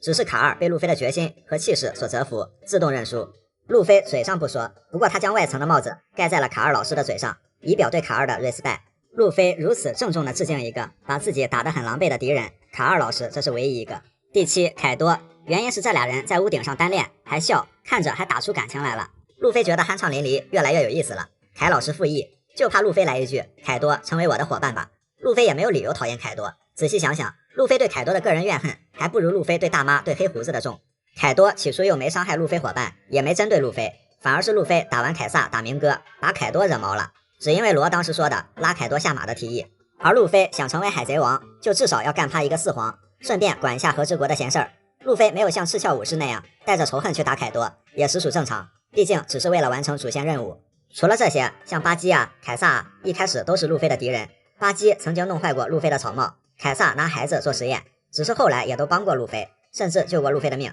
现在也不能说是一伙的吧，反正路飞说不上多喜欢他们，不过也绝不讨厌。鹰眼曾经评价过路飞，路飞拥有这片大海上最可怕的力量，能把身边的人一个个都变成自己人。确实，战后连鹰眼自己都免不了和草帽团沾亲带故了。总而言之，在这场冒险中，除了赤犬，大家都可以是自己人。海贼最无解的武器，路飞的无上大拖鞋。穿上拖鞋跑跑跳跳有诸多不便，但路飞显然已经和他的这双人字拖合二为一了。而且路飞的拖鞋不光能用来打架，也能用来代替手来鼓掌，还能当储备粮。饿得不行的路飞差点把拖鞋给吃了。不过经历了一些战斗后，路飞的拖鞋不是没损坏过，曾经就被老沙给沙化过。但后来路飞又有了一双一模一样的，在还没有练出无上大黑拖之前，这也实属正常。第二双拖鞋也是路飞冒险路上最忠实的伙伴之一，而这双拖鞋也有着傲人的战绩。在路飞还不会武装色霸气的时候，不管对面是敌人的刀剑，还是 CP9 的铁块，又或是直面海军三大将，路飞的拖鞋总是身先士卒，对手很强，但也敢同恶鬼争高下。经历了2年修炼，路飞的实力完成质变，这双拖鞋也跟他一起成长了很多。在德雷斯罗萨，罗即将丧命于明哥的豆豆鞋之下时，路飞及时挡住明哥一脚，罗在下面看得清清楚楚，那是一只再熟悉不过的拖鞋。此刻，凶猛的霸王色开始对撞，气魄炸裂，两人却巍然不动，呈现了经典名场面之一。而后，路飞开启4档，这里有个穿帮操作，路飞之前甩掉了拖鞋，但这一段拖鞋一会儿在脚上，一会儿不在脚上，就很迷，就当是邪灵执意要和主人共战强敌吧。接下来往明哥脸上踹的时候，路飞不忘给拖鞋附上了武装色硬化，颇有无上大黑拖的潜力。明哥即便硬化防御也抵挡不住，连明哥吐出来的血都是强大的强字，也感叹这拖鞋是真牛逼。拖鞋在明哥面前显神威后，又在大将藤虎面前展示勇气，面对藤虎的重力刀丝毫没有畏惧，直面锋刃。在卡二的土龙即将突到路飞脸上时，拖鞋配合路飞双脚倔强的咬合力，死死钳住卡二的土龙。路飞趁着卡二懵逼，赶紧灵活脱身。此时路飞的拖鞋已经血战过 CP9， 直面过三大将，怒踹过七武海，硬怼藤虎，戏耍卡二。在路飞成为海贼王的路上，他当然还要有一场关键之战，战胜四皇。路飞在拖鞋上附上刚学会的霸王色缠绕，怒踹凯老师的八斋戒，实现与四皇隔空打。这双拖鞋完成了和四皇的正面交锋，而后更是一脚踹脸，打得凯老师都醒酒了，一脚又踹肚皮，凯多又是一口老血。这是一双给过四皇重击的拖鞋。路飞当上海贼王之后，路飞会被人记住，拥他成王的伙伴们会被人记住，那顶代表意志传承的草帽会被人记住，被铭记的应该还有路飞脚下这双拖鞋，毕竟和那顶草帽一样，这是一双和海贼王出生入死的拖鞋。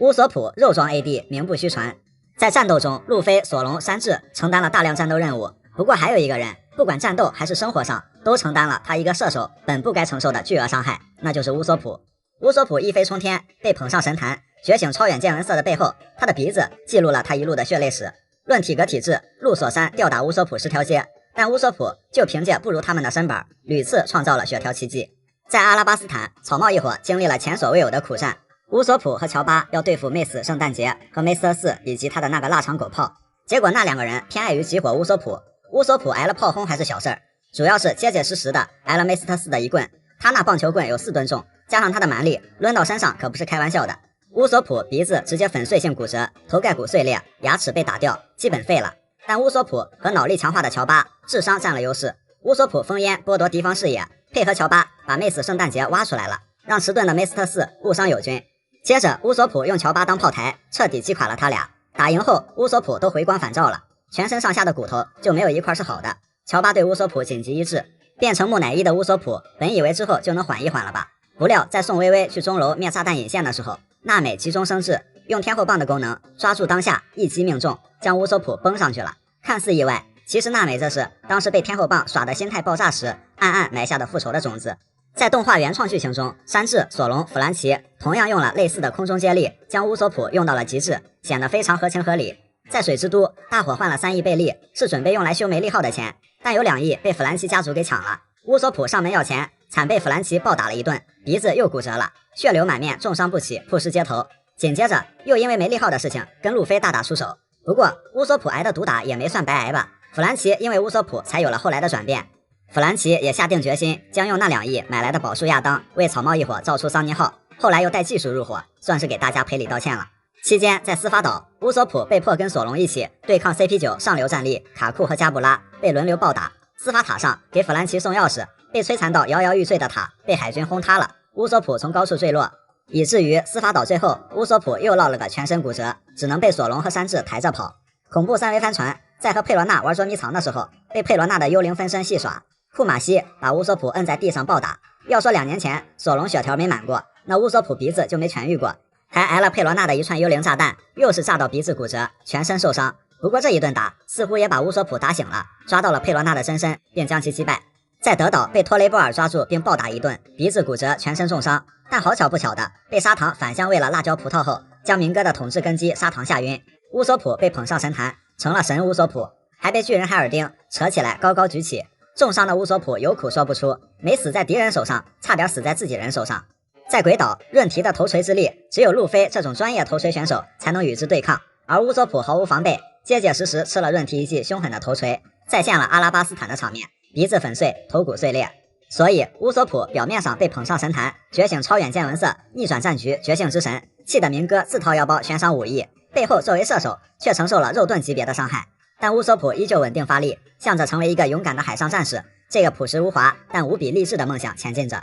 海贼王中的师徒，海贼世界中很多人也都有自己的恩师，徒弟日后的成就也离不开师傅当初的指点。毕竟名师严师出高徒，在海贼王中还是很常见的。路飞的师傅雷利和冰野，路飞被红发带上道后，这一路上跟着很多人学了很多东西，如果都算上，像布鲁诺、明哥、卡尔、凯多等等都算老师。在动画原创中，路飞小时候还曾经拜师挑战过罗杰，但败于罗杰的高手老头纳格利。但要说真正意义上传授路飞技能的恩师，只有雷利和冰野。雷利海贼王罗杰的副船长，精通3色霸气。雷利的霸气课程也让路飞清楚了什么是霸气，并熟悉了如何灵活使用霸气，包括果实能力的精进。2年后的路飞脱胎换骨，2年前3大主力合体技才能击倒的和平主义者，这次路飞轻松一拳秒。修行期间，前1年半是雷利指导，后半年路飞自行修炼。雷利说他已经是倾囊相授了，但是2年修炼期间，路飞能学会的东西还是很有限的。路飞那会儿实力不足，能学多少学多少，很多东西需要进入新世界，面对更多的对手去领悟。所以一直到和明哥、卡尔等人对决，到之后在和之国再次见识到流鹰，路飞都会想起师傅雷利的教导和操作。再加上冰野无私传授流鹰的技巧，有足够底子的路飞终于学会了如何更为强有力的对霸气的操作。所以路飞能一路走来，直到和可爱多平分秋色，快速掌握霸王色缠绕，并不是开挂，是雷利和冰野的教导功不可没。索隆的师傅双月耕四郎和鹰眼，耕四郎是索隆最早的剑术老师，并同意将女儿古伊娜的河道一文字托付给索隆，索隆会带着古伊娜的那一份去追逐梦想。鹰眼和索隆这对相爱相杀的师徒，从对手到师徒，但鹰眼一直是索隆要超越的目标。鹰眼最初的那句话试着超越我吧罗罗诺亚，就足以看出鹰眼对索隆的认可。再到索隆拜师鹰眼，坚定的信念更是让鹰眼愿意收起为徒。索隆2年前各种消耗战，2年后经常一招秒，鬼岛之上更是越级打怪而表现出色，足以侧面看出鹰眼的实力并非高估，而是世界第一剑豪实至名归。在狂热行动中，鹰眼又在索隆面前上了一课，至少现在索隆和师傅鹰眼之间还存在明显的实力差距。萨博的师傅蒙奇蒂龙和巴索罗米熊10岁的萨博被龙捡到，此后一直在革命军，年纪轻轻就成为了革命军2把手，在德雷斯罗萨和大将藤虎打得难解难分，在圣地玛丽乔亚为了救出熊，率领3个革命军军队长和藤虎绿牛等人开战，并且可以打到大将受伤的程度，尤其是那龙爪，应该是跟龙学的，霸气强度实属顶级。毕竟萨博小时候就开始受龙和熊的指导，实力突飞猛进，有这2位大佬做师傅，萨博的实力能拖住1位大将并不意外。科比和贝鲁梅伯的师傅卡普的孝子孝孙没一个是跟自己走的，直到喜提别人家的孩子科比，自家的孩子要有这理想，卡普做梦都能笑醒。当年那个胆小鬼科比，现在已经变成了可以独当一面的海军将领，而且他的见闻色很强，在霸气持续变强之外，也精通体术，目前展示过踢、越步、拦脚。2年前各方面只能说是半吊子，2年后科比对体术的掌握已经很熟练了。曾经地主家的傻儿子贝鲁梅伯，仿佛就跟换了个人似的，从那种纨绔的形象变成了一名真正的海军，同样也有见闻色霸气。看来被人追着揍，真的能觉醒见闻色霸气啊！这一点在小一万以及人妖军团和山治身上也能看出来。小一万他们作为山治的进阶师傅，虽然山治自称是地狱的回忆，但山治2年后有了很多更强的范围性招式，有了越步、海行步，有了更快的速度、更强的见闻色，这都离不开师傅们特殊的教导方式和步步紧逼，包括提升了山治的厨艺。当然，山治最重要的师傅还是哲普老板，不仅教会了山治踢技更为精湛的厨艺以及厨师道等等，甚至还给了山治第2次生命。泽法和3大将以及一众海军将领，泽法是最成功的老师，但也是最可怜的老师。对海贼的痛恨和对海军的心灰意冷，让他走向极端。虽然这些学生有的流泪，有的致敬，但一个个的动起手来那是真诚实。黄猿最后的一声撒尤那拉泽法先生，一招不描边的8尺描边玉，表达了对泽法老师最后的尊敬。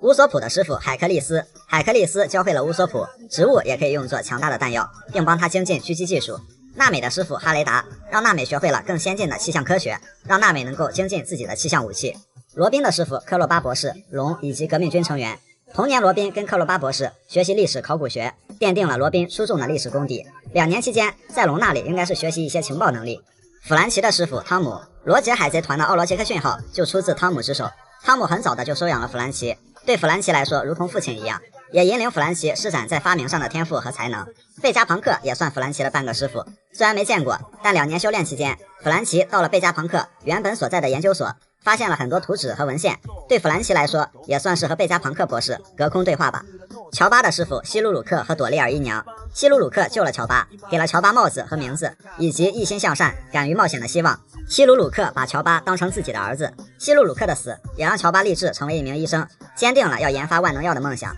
朵莉尔姨娘收留了乔巴，和希鲁鲁克一样，把乔巴当成自己的儿子，并传授给他顶尖的医术。在乔巴离开刺骨岛的时候，朵莉尔姨娘用希鲁鲁克生前的发明，完成了樱花的奇迹，漫天的粉红雪花为乔巴送别。这就是希鲁鲁克想让刺骨岛开满樱花的愿望。他总是天真梦幻，但他传达的意义却那么真实有力。乔巴看到希鲁鲁克的愿望实现了，也了却了乔巴心中的遗憾。功夫海牛的师傅路飞，这是路飞在阿拉巴斯坦的意外收获。海牛徒弟们始终追随师傅路飞的步伐，后来组建了海兽海贼团，正式出海，甚至还会了武装色霸气。看到师傅路飞的消息也是非常激动，还模仿路飞的叉叉八。海贼王中还有很多类似的这种关系，他们如同父子或者如同兄长，同样也是传授某些东西的引路人，未必都是教授战斗技巧，是那种能让他们敞开心扉，让被世人讨厌的他们有一处温暖的安身之所的安全感，再或者也是一种意志的传承和寄托。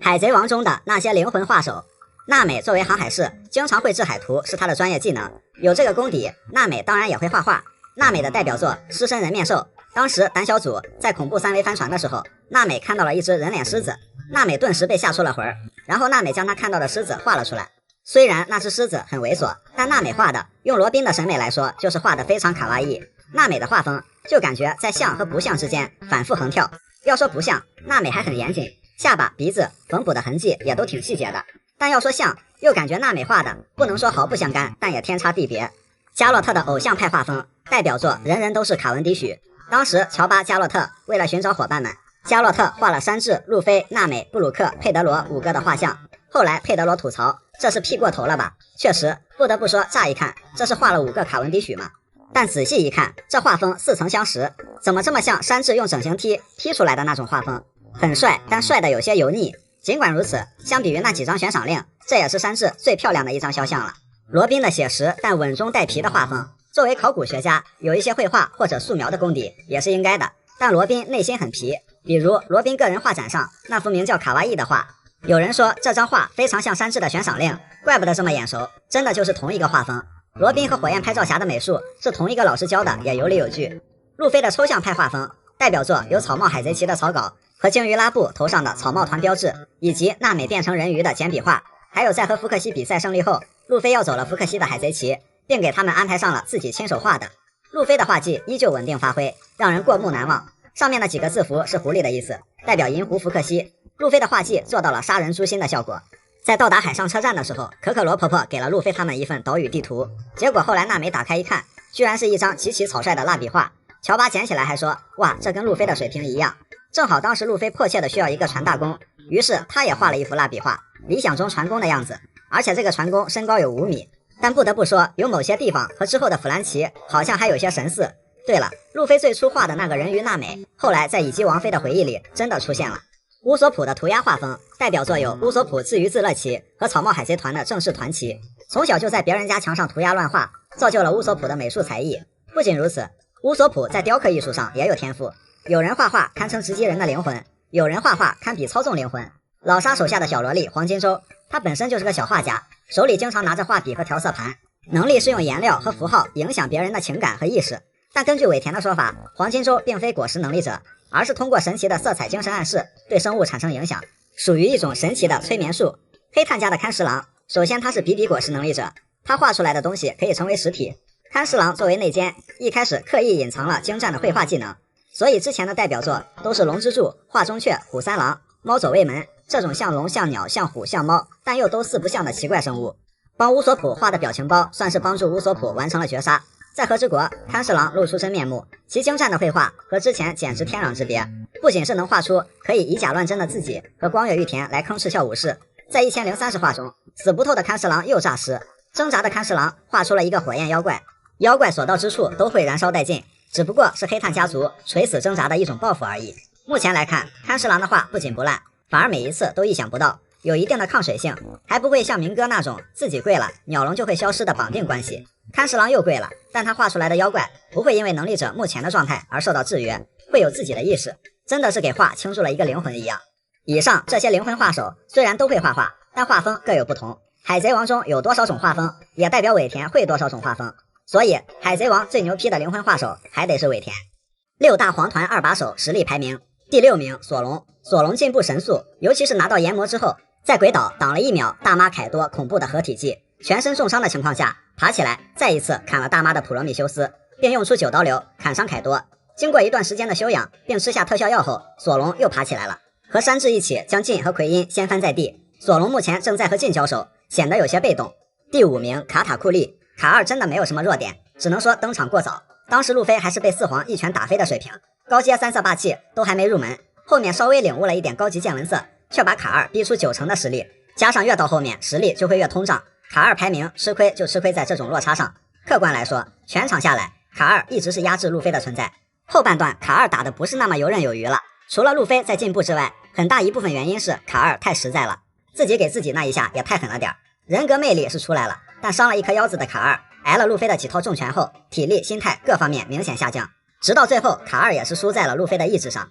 要打下去真的还能打。海贼2把手里有霸王色的并不多，不算洛克斯海贼团那种 bug， 也就雷利、卡二和索隆。霸王色缠绕这个设定稳定后，卡二的实力又有了很大上升空间，之后能保3争2，但目前的话就先这样吧。卡二见闻色更是登峰造极，加上能开动能变形的果实能力极为灵活，给卡二安排一个没有光环的同等级对手，想让卡二输很难。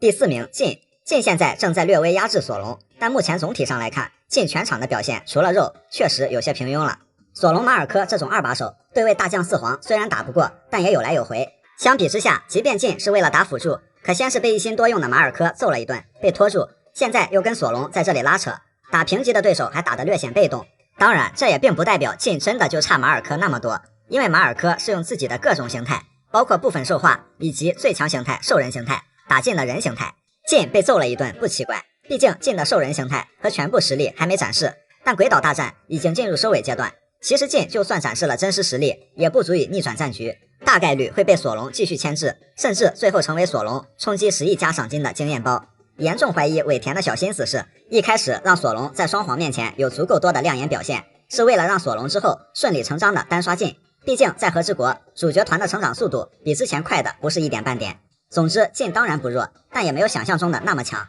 第3名，宇之溪流，在黑胡子海贼团里，实力上算是普遍认同，仅在黑胡子之下的定位。溪流牌面上没打过什么硬仗，最多是跟随黑胡子碾压白胡子残团。只有一句话，就是溪流的实力和麦哲伦齐名。那路飞2年前在大将面前有多一触即溃，在麦哲伦面前就有多不堪一击。但路飞找到与其周旋的办法后，麦哲伦的实力倒还没有那么夸张，但也有将皇段位边缘的实力。溪流对标麦哲伦的话也合理，毕竟是大后期要跟索隆对位的这么一个人选，这个实力成长空间应该是留在了溪流身上。第2名，马尔科。3大将包括4皇大妈都轻易重创不了马尔科。鬼岛上一心多用的马尔科，在极其困难需要消耗大量体力的处境下，短暂压制晋和奎因，最后体力不支倒下了。结果当晋想攻击索隆他们时，马尔科又飞起来了，原地挡住了晋，好像在说，哎呀我不行了，我倒了，哎我装的，我又好了。其实这几个人的实力差距很微弱，如果满状态的马尔科和以上几个人分别单挑，马尔科的体术霸气短时间内倒并不至于重伤对方，但一套爆发短暂压制或缠住没什么问题。而马尔科最 bug 的地方不在这儿，而是恢复能力。第1名贝克曼，有双黄团之称的红发海贼团的2把手，在设定上贝克曼是真正意义上的黄富，实力一直跟红发挂钩，比如生命卡里红发是太阳，那贝克曼就是月亮。还有贝克曼智商非常高，实力比肩红发什么的。还有开会王所说的，差不多就等于官宣，红发团是悬赏最平衡、实力最均衡的铜墙铁壁海贼团。获得了双果实的黑胡子极度膨胀，在红发面前却也只能从长计议，明显气虚一截。可见红发团整体实力并非水货。那红发独臂挡白胡子挡赤犬是正儿八经的4皇实力。由此可见，2把手贝克曼应该是目前的第1皇父。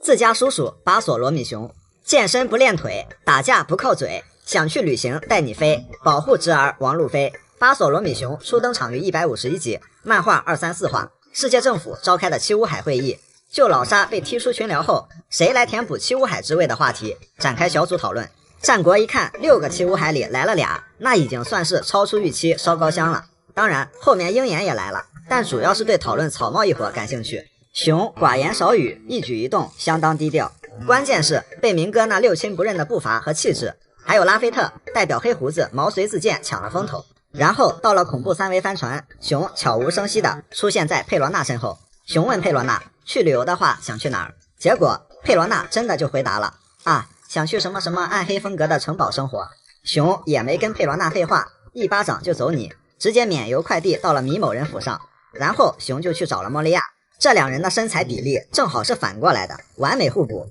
简单寒暄后，熊有2件事要说。第一，黑胡子接任了克洛克达尔的位置，成了七武海。莫利亚说整挺好。接下来第2件事，熊表示上面在担心一件事，那就是怕某人扛不住草帽小子，又一个七武海会被踢出群聊。莫利亚一听这话就恼了，你当我是谁啊？熊温柔但阴阳怪气地说，你要是不行我可以帮你。莫利亚觉得自己一点面子都没有，老子最起码是个悬赏312的大海贼啊，当年也是正面硬刚凯多的人物，这话还轮不到你来说吧，我就凭实力让你们看看什么叫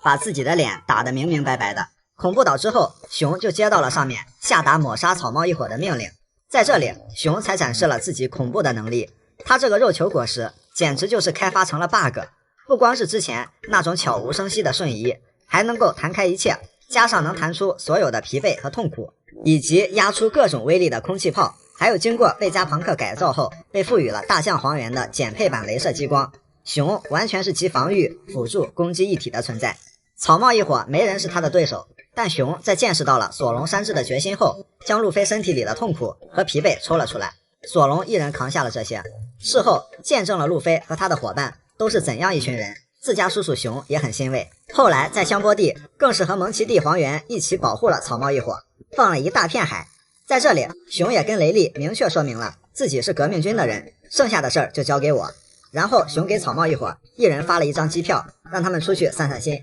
在临行前，熊跟路飞告别，然而路飞当时还不知道这个熊真实身份到底是什么来头。到了顶上战争，熊已经被完全改造并失去自主意识，连老友小伊万都不认识了。但熊和贝加朋克之前达成了某种协议，为自己设定一种程序，也就是草帽一伙不在的时候，自己守在桑尼号旁并保护他。2年后满身伤痕的熊程序终止后，从弗兰奇面前离开。除了回忆篇中展现了熊和龙、萨博他们的往事，再次出现就成了天龙人的奴隶。熊一直以来为了一些目的都在牺牲自己，但曾经众人口中温柔的熊，如今成了这般模样，多少让人感到唏嘘。极有可能是熊的亲人的波妮看到这一幕，更是掩盖不住伤心和愤怒。而萨博也潜入玛丽乔亚，是要把熊救出来。于是萨博和革命军军队长们在玛丽乔亚和藤虎、绿牛他们干了一架，之后就看到了脑袋上缠了绷带的藤虎。全世界包括龙等人看到报纸后惊讶的表情